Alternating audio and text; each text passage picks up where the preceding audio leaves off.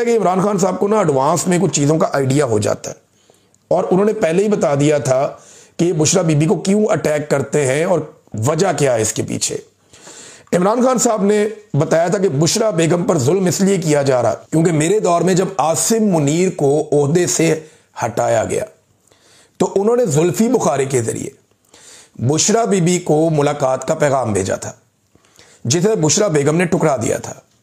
इसीलिए आसिम मुनीर ने उन पर सख्तियां रखी हुई हैं। शुरू दिन से ही इनकी कोशिश है कि बुशरा बेगम पर सख्ती करके मुझे तोड़ा जाए। और अब ये आर्टिकल आपके सामने, ये जुलाई 15, 2025 का स्टेटमेंट है इमरान खान साहब का। और मैंने जुल्फी बुखारी साहब से जब पूछा था तो उन्होंने कंफर्मेशन दी थी, उन्होंने कहा था जी बिल्कुल ये स्टेटमेंट ठीक है इमरान खान साहब का, क्योंकि बात करके उन्होंने कोशिश की थी कि उनकी बुशरा बेगम से मुलाकात करवाई जाए, लेकिन फिर वो मुलाकात के लिए बुशरा बेगम ने इनकार कर दिया था। तो अब ये इमरान खान साहब के बकौल जो बदला बुशरा बेगम से लिया जा रहा है वो इसलिए लिया जा रहा है। अब नाजरीन, यहां पे एक और बड़ी ज़बरदस्त चीज़ है जिसकी निशानदेही की है, यही बुशरा बीबी पे कीचड़ उछालने के हवाले से जो खबर है उसमें। और रियाजुल हक साहब हैं, सीनियर जर्नलिस्ट, इन्वेस्टिगेटिव जर्नलिस्ट हैं, वो ये कहते हैं कि जो जंग अखबार है इसका बरतानिया और यूरोप के सफ़े पर इमरान खान की इकोनॉमिस्ट वाली जो स्टोरी एक बनाई गई है उनकी बीवी पे, उसकी कोई एक खबर तक नहीं छापी गई। इसकी क्या वजह हो सकती है? सादी वजह है, यहाँ पे रूल ऑफ लॉ है, यहाँ पे अदलिया आज़ाद है, यहाँ पे जजेस जो हैं वो आज़ाद फैसले देते हैं, पाकिस्तान जैसे जजेस नहीं है। यहाँ पे अगर ये खबर छापेंगे तो इनके ऊपर केस हो जाएगा। जब केस होगा तो इनको वहाँ पे साबित करना पड़ेगा कि ये खबर ठीक है। कैसे साबित करेंगे? यही पंगा जो है वो जो डिजिटल प्लेटफॉर्म जिसने इस खबर को छापा है उसके साथ भी हो सकता है। पाकिस्तान तहरीक इंसाफ के लोगों से मेरी बात हुई, उन्होंने कहा जी हम इसके ऊपर मुशावरत कर रहे हैं और हम इसके ऊपर काम कर रहे हैं। ये ज्यादती की गई है और 1-2 दिन के अंदर हम ये फैसला कर लेंगे कि हमने किस तरीके से इस मामले को कानूनी लड़ाई में तब्दील करना है। तो तहरीक इंसाफ के लोग इसके ऊपर बाकायदा जो उनकी लीगल टीम है वो वहाँ बरतानिया में काम कर रही है। सादी बात है। अब क्योंकि जंग अखबार और ये लोग जानते हैं कि वहाँ पे अगर ये करेंगे तो इनके ऊपर केस हो जाएगा, जुर्माना हो जाएगा या इनका अखबार वहाँ पे बंद हो जाएगा, तो ये खबर इन्होंने पाकिस्तान में छाप दी, बरतानिया में नहीं छापी। अंदाज़ा करें आप कैसा इनका निज़ाम है कि बरतानिया में नहीं छापेंगे, पाकिस्तान में छाप देंगे। नाजरीन, एक और आलम दीन है और उन्होंने बड़ी हिम्मत का मुजाहरा किया है और पूरे पाकिस्तान की जानिब से इन्हें खराज तहसीन पेश किया जाना चाहिए। इससे पहले जो है वो एक बड़े आलम दीन हैं, उन्होंने मुफ्ती आज़म, उन्होंने इस पे बात की थी, तकी उस्मानी साहब ने, और अब मुफ्ती तारिक मसूद साहब उन्होंने भी इसके ऊपर बात की और बड़ी जुर्रत का मुजाहरा किया है कि ये जो ताहयात किस्म की एक वाहयात इस्तिस्ना है, इस पे उन्होंने अब बात की है। अल्लाह ताला इनको अपने हिफ्ज़ व अमान में रखे, इनको मुश्किलात से बचा कर रखे, क्योंकि इस दौर में सच बोलना और हक के साथ खड़े होना बहुत मुश्किल है। मुफ्ती तारिक मसूद साहब कहते हैं कि 27वीं तरमीम की दीगर शिकों पर हमायत या मुखालफत करना तो सियासी लोगों का काम है, और बाकी तो सियासी चीज़ है ना, अदलिया को ये कर दिया, उसको ये कर दिया, उसको ये कर दिया, लेकिन जो एक चीज़ इस्लाम से मुतसादिम है उस पर इन्होंने अपनी राय दी है। मुफ्ती है ना, वो दे सकते हैं फतवा।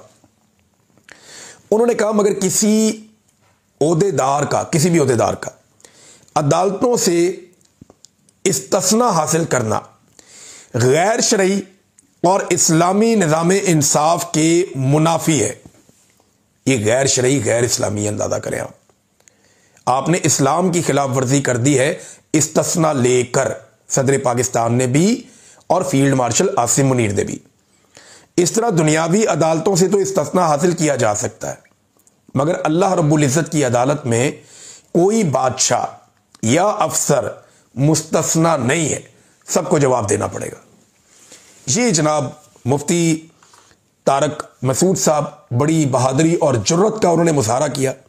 मैं उम्मीद करूंगा पाकिस्तान के जो बाकी उलमा इकराम है वो भी जुर्रत का मुजाहरा करें, क्योंकि मैंने पहले दिन ये सवाल उठाया था कि उलमा इकराम हमारी रहनुमाई करें कि क्या इस्तिस्ना जो लाइफ टाइम एक इस्तिस्ना है या इम्यूनिटी है, इसकी कोई गुंजाइश हमारे मज़हब में है।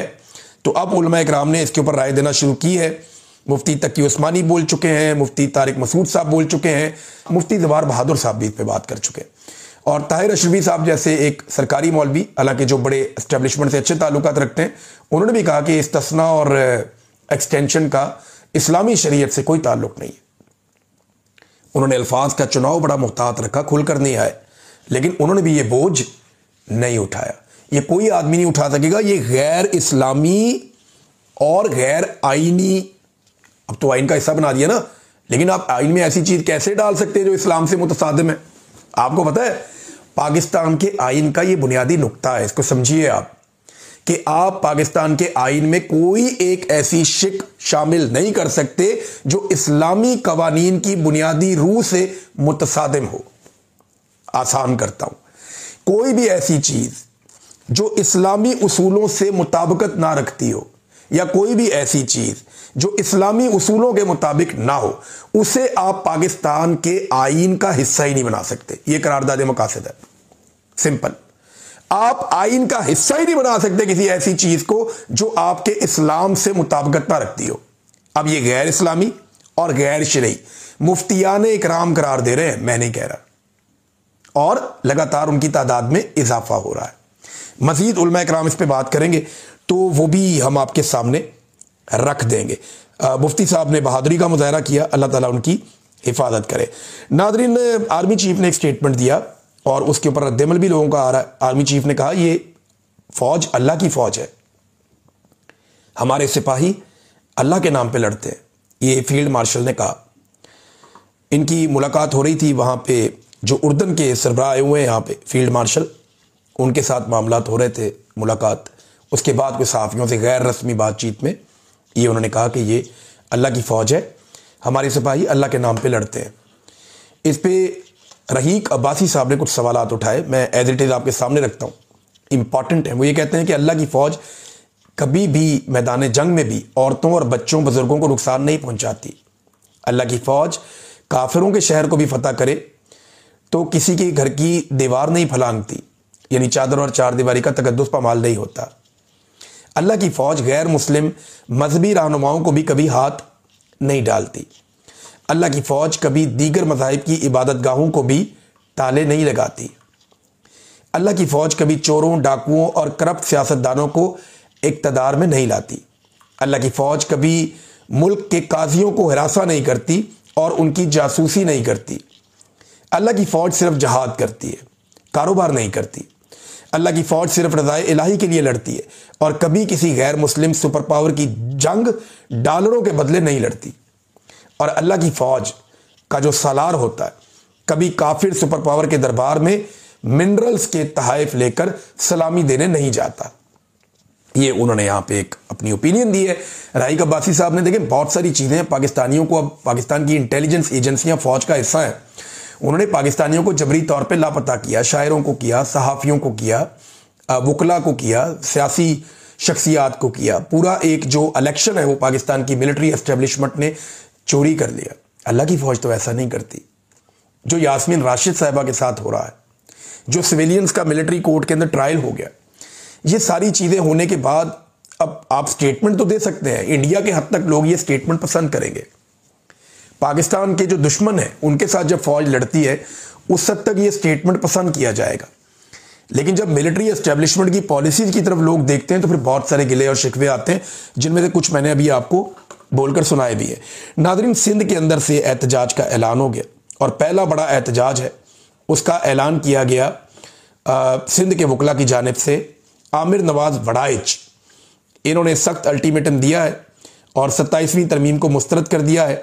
सिंध भर में 1 हफ्ते की हड़ताल का ऐलान भी किया गया है और वकला ने यह भी कहा कि मंसूर अली शाह साहब और अतर मनल्ला के इस्तीफे वापस लिए जाएं, यानी उनको बहाल किया जाए और एक फुल कोर्ट बुलाया जाए जिसमें सारे जजेस बैठे, ये दोनों जजेस भी साथ बैठे और उसके अंदर फिर ये 27वीं तरमीम का मामला रखा जाए और इसको वापस किया जाए। ये अदलिया के ऊपर एक हमला है। अब वकला ने जो है नॉर्मली 1 दिन की हड़ताल की, 2 दिन की कॉल देते हैं। 1 हफ्ते की जो पूरी कॉल दी गई है, क्या ये कामयाब होगी और क्या ये इतने बड़े पैमाने पे जाएगी, ये हमें अभी जवाब मिल जाएगा। आज के दिन से मामला चलेगा। नादरीन, मरियम नवाज ने भी जजों पे चढ़ाई कर दी। उन्होंने कहा जी ये सियासी जज हैं। अब ये दोनों जज साहबान जो निकले हैं ना, इस्तीफा दिया है, इन्हें आज ये सियासी जज कह रहे हैं, कल ये इन्हीं जजेस के बेनिफिशरी थे। इन्हीं जजेस ने आधी रात को अदालतें लगाई थी रिजीम चेंज ऑपरेशन के वक्त। इन्हीं जजेस ने नवाज शरीफ साहब का स्टाम्प पेपर के ऊपर पाकिस्तानी अदालतों की जुरिस्डिक्शन से 4 हफ्ते का कह के बाहर भेजा, फिर 8 हफ्ते, और फिर मियाँ साहब 4 साल बाद वापस आए।